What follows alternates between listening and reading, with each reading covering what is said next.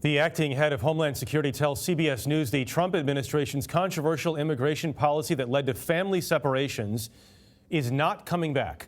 Kevin McAleenan took over for Kirstjen Nielsen earlier this month. Nielsen was forced out because the president felt she was not tough enough on the border.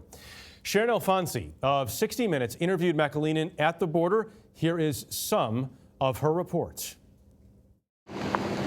We are with the Border Patrol in McAleenan, Texas, where we saw family after family crossing the U.S.-Mexico border. Last month alone, 40,000 of those crossing were children. The record numbers come 1 year after the White House ended its zero-tolerance policy that led to the separation of thousands of children from their parents. As the former head of Customs and Border Protection, Kevin McAleenan was responsible for enforcing that policy. Did you have any regrets about the way that was carried out? Yeah, I think when you lose a public trust in a law enforcement initiative and you have to recalibrate at the presidential level, that means that wasn't successful. Looking back on it, did it work?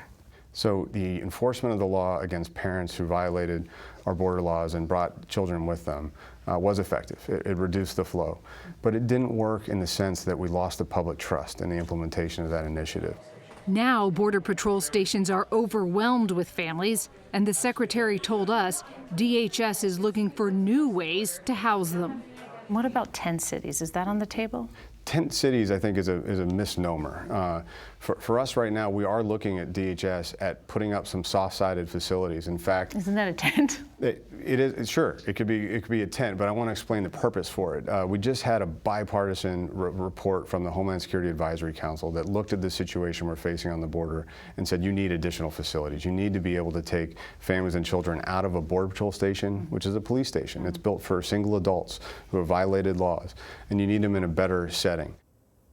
Sharyn's here now. It still sounds like we're not hearing a lot of answers. That's right. So the question is, how do you deal with all these families? In what way? Well, that is a great question. And we have learned that DHS actually did start building 2 tent cities along the border in Texas, and we're told they're supposed to be completed by next week. Interesting to hear him say it reduced the flow, but we lost the public trust. Certainly did. Sharyn Alfonsi, we'll see more of this on 60 Minutes on Sunday. Thank you very much. You can see Sharyn's full interview this Sunday, once again on 60 Minutes.